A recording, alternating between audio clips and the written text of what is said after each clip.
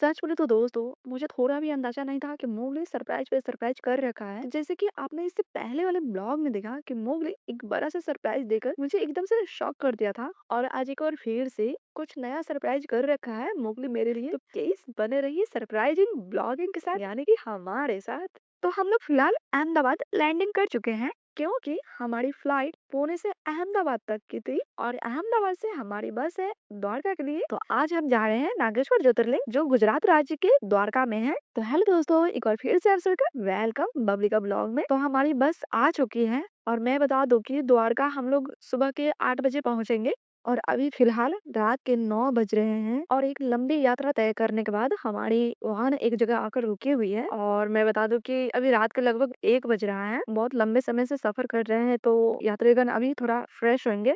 सुबह के 7 बज रहे हैं और हम लोग द्वारका में प्रवेश कर चुके और हैं। एक बार फिर से हमारी वाहन एक जगह आकर रुकी हुई है क्योंकि सुबह के समय है तो फ्रेश होने के बाद थोड़ा चाय तो पीना बनता है और हमारी वाहन एक बार फिर से रफ्तार पकड़ चुकी है मंजिल की ओर। तो यूं ही सुंदर सुंदर नजारों को देखते हुए हम पहुंच चुके हैं द्वारका। तो एक बार प्रेम से कमेंट में जरूर लिखिएगा जय द्वारकाधीश। और यहीं से हमने नागेश्वर ज्योतिर्लिंग के लिए शेयरिंग ऑटो लिए जो ऐसे दिखने में है, जो पर पर्सन 30 रुपए लिए। और यदि आपको शेयरिंग ऑटो चाहिए तो आपको खासकर ऐसा ही वाहन दिखने को मिलेगा। और मैं ना फर्स्ट टाइम ऐसे वाहन में बैठी तो मुझे बहुत ही अच्छा लगा और मेरा एक्सपीरियंस बहुत ही अच्छा रहा इसके साथ। और हाँ, यदि आप एक दिन का ट्रिप बनाकर द्वारका आते हो तो आप हमारा वीडियो प्लीज पूरा देखें क्योंकि वीडियो के अंत में हम एक ऐसी जानकारी देने वाले हैं जो आप सबके लिए हेल्पफुल रहेगा। और सच बोलूं तो दोस्तों, मेरे आसपास में जितने भी बड़े बुजुर्ग औरत बैठे हुए हैं ना, सब बड़े ही सम्मान से सर पे पल्लू रखे हुए हैं। तो मुझे भी अच्छा नहीं लगा बिना पल्लू का रहना। और इस यात्रा के पड़ाव में ये दोनों बहनें मिली जो बहुत ही अच्छी है और इनके साथ इनका बच्चा जो बहुत ही ज्यादा प्यारा है। और मैं बता दूं कि इन्होंने हमें यूट्यूब और इंस्टाग्राम पर भी सपोर्ट किया। तो दोस्तों, यहाँ मैं एक जानकारी दे दूं आप सबको। यदि आप एक दिन का प्लान बनाकर द्वारका आते हो और सोचते हो कि एक दिन में ही यहाँ के सभी मुख्य मंदिर के दर्शन कर ले तो ये थोड़ा असंभव है यदि आपको दर्शन टाइमिंग की जानकारी नहीं है तो। लेकिन इस असंभव को हम संभव कर देंगे द्वारका के सभी मुख्य मंदिर के दर्शन टाइमिंग वीडियो के अंत में बताकर। तो प्लीज आप हमारे वीडियो के अंत तक जुड़े रहें। तो दोस्तों, हम कुछ ही क्षण में नागेश्वर ज्योतिर्लिंग पहुंचने वाले हैं क्योंकि दूर से ही भगवान शिव की विशाल प्रतिमा दिखाई देने लगी है। तो मंदिर पहुंचते ही सबसे पहले हमने खुद से ही नहाने के लिए स्थान ढूंढा, लेकिन ढूंढने पर हम लोग को मिला नहीं। तो फिर हम लोगों ने एक होटल वाले भैया से पूछे तो उन्होंने बताया आप मंदिर के पीछे चले जाओ जहाँ स्नान घर बना हुआ है श्रद्धालु के लिए। तो होटल वाले भैया के कहे अनुसार हम लोग आ चुके हैं स्नान घर, जहाँ हम लोगों को 50 रुपए लगा पर पर्सन नहाने के लिए। तो यहाँ से फ्रेश अप होने के बाद हम लोग बाबा के दिव्य दर्शन करने फूल और प्रसाद लेकर निकल चुके हैं। और जैसे जैसे हम आगे बढ़ रहे हैं गर्भगृह की ओर, वैसे वैसे मन में भक्ति और उत्साह और बढ़ता जा रहा। और सच बोले तो दोस्तों, मंदिर के अंदर प्रवेश करते ही सबसे पहले हमारा ध्यान जो है ना मंदिर के गर्भगृह की ओर ही गई। ऐसा लग रहा है जैसे हम स्वर्ण भवन में आ चुके हैं। और सच में बाबा नागेश्वर ज्योतिर्लिंग के गर्भगृह की सुंदरता इतनी भव्य है ना, जो बार बार अपनी ओर आकर्षित कर रही। नजरें ना एकदम से टेक चुकी हैं गर्भगृह की ओर। नागेश्वर ज्योतिर्लिंग भगवान शिव के 12 ज्योतिर्लिंग में से एक है जो गुजरात की द्वारका के पास स्थित है। और नागेश्वर ज्योतिर्लिंग के प्रकट होने की कथा शिव पुराण में बताई गई है। पौराणिक कथा के अनुसार दारुक नाम का एक राक्षस था और उसकी पत्नी दारुका जो जंगल में रहते थे दोनों। उस जंगल का नाम दारुका वन था। दारुका को माँ पार्वती से यह वरदान मिला था कि वह पूरे जंगल को जहाँ चाहे वहाँ ले जा सकती है। और इस वरदान के कारण वे दोनों और भी ज्यादा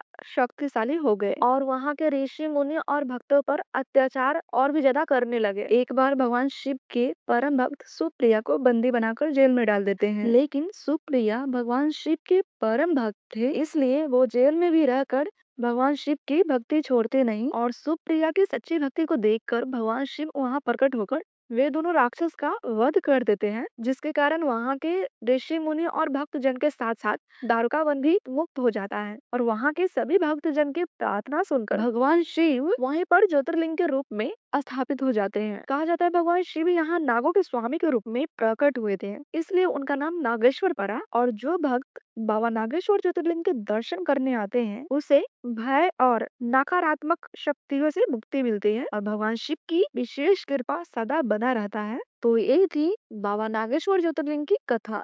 तो बाबा के दिव्य दर्शन करने के बाद हम लोग प्रस्थान कर चुके हैं गोपी तालाब की ओर। नागेश्वर ज्योतिर्लिंग से गोपी तालाब लगभग 4 से 5 किलोमीटर की दूरी पर है। कहा जाता है जब भगवान श्री कृष्ण वृंदावन छोड़कर द्वारका रहने लगे तब वृंदावन की गोपियां उनसे मिलने द्वारका आई। जब गोपियों को यह पता चला कि भगवान श्री कृष्ण अपना अवतार समाप्त करके इस संसार से जाने वाले हैं तो वे लोग बहुत ही दुखी हुई और सभी गोपी भगवान कृष्ण की भक्ति में लीन होकर इसी स्थान पर समाधि ले लिए और उनकी स्मृति में यह स्थान गोपी तालाब कहलाया गया। यहाँ की पीली मिट्टी को गोपी चंदन कहा जाता है और यह चंदन बहुत ही पवित्र माना जाता है और दूर दूर से लोग यहाँ आकर गोपी चंदन ले जाते हैं। तो गोपी तालाब के सभी छोटी बड़ी मंदिर के दर्शन करते हुए हम लोग एक बार फिर से प्रस्थान कर चुके हैं समुद्र की ओर, जिसे अरब सागर कहते हैं, मतलब अरबियन सी। द्वारका के आसपास के समुद्र को अरब सागर कहा जाता है जो हिंद महासागर का ही एक हिस्सा है और यह मोगली का दूसरा सरप्राइज जो मैं इतनी करीब से समुद्र को देख पा रही और इनकी उठती हुई लहरों को। और मुझे ऐसा लगता है इंसान किसी भी परिस्थिति में क्यों न हो लेकिन समुद्र के पास आते ही समुद्र और लहरों के बीच में कहीं खो जाता है। जैसे इंसान समुद्र हो और लहरें परिस्थिति जो आती और जाती रहती है। और फिलहाल मैं और मोगली समुद्र के लहरों को देखकर खुद को खो बैठे हैं और यहाँ जल और थल दोनों का बंदोबस्त अच्छा खासा किया गया है। जैसे रेत पे इंसान ज्यादा चल नहीं पाता, थक जाता है, उसके लिए एटीवी बाइक रंग बिरंगे देखने को मिल जाएगी और ऊंट की सवारी और समुद्र में राइडिंग करनी है तो उसके लिए बोट और जेट स्की अवेलेबल है। तो बोट और जेट स्की की क्या प्राइस है राइडिंग के लिए, जिसके बारे में यह भैया बता रहे हैं। यहाँ सिर्फ फिलहाल अभी बोट और जेट स्की चालू है। जेट स्की का 500 रुपये है और बोट का 2 राउंड आते हैं। ओके एक 200 वाला शेयरिंग वाला आता है ओके किलोमीटर का और 400 वाला आता है, वो पूरा बीच कवर करता है। ओके। उसके 400 रुपया है पूरा, तो शेयरिंग वो वाला 4 किलोमीटर का राउंड आता है। ओके, तो 4 किलोमीटर का 400 रुपये है हाँ, और 2 किलोमीटर का 200 200 रुपये है और याच का जो है वो 500 रुपीज है। इसके अलावा कोई एक्टिविटीज हमारे पास? नहीं, अभी फिलहाल नहीं चालू। ओके, तो बाकी आपका जो नंबर है वो आप मुझे बता दो आप हाँ, यहाँ पे, ताकि जो भी ऑडियंस अगर यहाँ पे आते हैं तो वो आपको कॉल कर सकते हैं। 9327340953।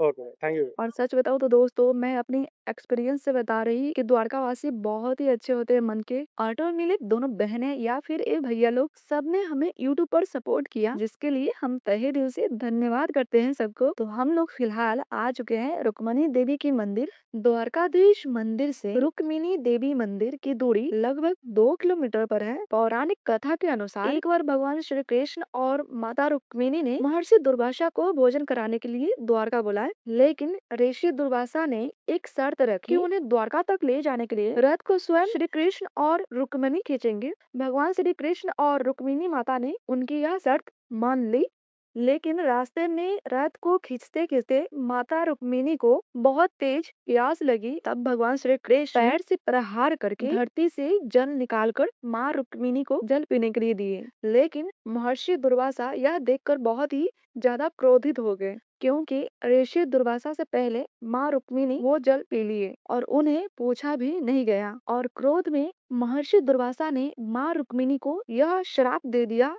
तुम्हें अपने पति भगवान श्री कृष्ण से अलग रहना पड़ेगा। और यही श्राप के कारण भगवान श्री कृष्ण की मंदिर द्वारका में है और माता रुक्मिणी की मंदिर अलग स्थान पर। कहा जाता है कि ऋषि दुर्वासा के श्राप के कारण यहाँ का पानी खारा हो गया, जिसके कारण आज भी माँ रुक्मिणी देवी के मंदिर में दूसरे स्थान से जल लाया जाता है और भक्त जन को वही जल प्रसाद के रूप में दिया जाता है। तो माँ रुक्मिणी देवी के दर्शन के बाद हम लोग अब प्रस्थान कर रहे हैं द्वारकाधीश मंदिर की ओर। द्वारकाधीश मंदिर के पास एक पवित्र नदी है जिसे गोमती नदी के नाम से जानते हैं और यह नदी आगे जाकर अरब सागर से मिलती है। और यह नदी के पवित्र होने के चलते भक्त पहले गोमती नदी में स्नान करते हैं, फिर द्वारकाधीश के दर्शन करते हैं। द्वारका का द्वारकाधीश मंदिर 4 धाम में से एक धाम है। यह पश्चिम दिशा का धाम माना जाता है। भगवान श्री कृष्ण मथुरा छोड़ने के बाद एक सुंदर सी नगरी बसाई जिसे द्वारका कहा गया और भगवान श्री कृष्ण को द्वारकाधीश यानी कि द्वारका का राजा। जैसे कि हमने कहा था कि वीडियो के अंत में एक ऐसी जानकारी देंगे जो आपके लिए हेल्पफुल रहेगा यदि आप एक दिन का ट्रिप बनाकर द्वारका आते हो तो। द्वारकाधीश, रुक्मणी देवी मंदिर और बेट द्वारका, इन सभी मंदिर के दर्शन दोपहर 12 बजे से पहले कर लीजिएगा, क्योंकि द्वारका के अधिकांश मंदिर कुछ समय के लिए बंद हो जाते हैं, फिर दोबारा शाम को ही खुलते हैं। तो सबसे पहले आप अपना पर्सनल ऑटो कर लीजिएगा, थोड़ा बहुत बार्गेनिंग करने पे 600 से 700 के बीच में हो जाएगा। पर्सनल ऑटो करने का फायदा यह है कि आप सभी मंदिर के दर्शन अच्छे से और आराम से कर पाओगे। तो सबसे पहले सुबह सुबह गोमती नदी जाकर स्नान कर लीजिएगा, फिर उसके बाद द्वारकाधीश मंदिर के दर्शन, और द्वारकाधीश मंदिर के दर्शन के बाद रुक्मणी देवी मंदिर के दर्शन, जो द्वारकाधीश मंदिर से 2 किलोमीटर की दूरी पर है। फिर उसके बाद वहां से आप वेट द्वारका के लिए निकल जाइएगा। द्वारका से वेट द्वारका लगभग 30 से 35 किलोमीटर की दूरी पर है। बेट द्वारका वही स्थान है जहां भगवान श्री कृष्ण अपने पूरे परिवार के साथ महल में रहा करते थे, और यहीं सुदामा जी अपने मित्र यानी कि कृष्ण से मिलने आए थे। बेट द्वारका से नागेश्वर ज्योतिर्लिंग की दूरी लगभग 25 किलोमीटर है, तो आप वहां से सीधे नागेश्वर ज्योतिर्लिंग के लिए निकल जाइएगा। और नागेश्वर ज्योतिर्लिंग से लगभग 4 से 5 किलोमीटर की दूरी पर गोपी तालाब है, जो वहां जाने में लगभग 5 से 7 मिनट लगेगा, तो आप वहां भी दर्शन कर लीजिएगा। और आखिर में बच जाता है हमारा अरेबियन सी, जिसका लुत्फ आप शाम के समय जाकर उठा सकते हैं, मतलब सनसेट के समय। तो दोस्तों, यह जानकारी देने के पीछे का यह कारण है कि हमें पहले से सभी मंदिर के दर्शन टाइमिंग पता नहीं था, जिसके कारण हमारा बेट द्वारका मिस हो गया। समय कम होने के कारण हम लोग नहीं जा पाए, क्योंकि हमारी ट्रेन रात को 9 बजे से थी सोमनाथ के लिए, तो समय रहते हमें द्वारका से निकलना पड़ा। तो चलिए फिर मिलते हैं नेक्स्ट ब्लॉग, सोमनाथ ज्योतिर्लिंग ब्लॉग में। और हाँ, हमारा वीडियो आप सबको कैसा लगा प्लीज जरूर कमेंट में बताइएगा, और हमसे कुछ कमी गलती हो गई हो तो वो भी बताइएगा, ताकि मैं आगे से ध्यान रखूं। और यदि हमारा वीडियो आपको थोड़ा भी पसंद आया हो तो प्लीज लाइक, शेयर और सब्सक्राइब जरूर कर दीजिएगा, क्योंकि आपका लाइक, शेयर और सब्सक्राइब मेरे लिए मोटिवेशन का काम करता है। तो प्लीज आप अपना मोटिवेशन हम पर बनाए रखें। फिर मिलते हैं नेक्स्ट ब्लॉग में। जय द्वारकाधीश, हर हर महादेव, धन्यवाद।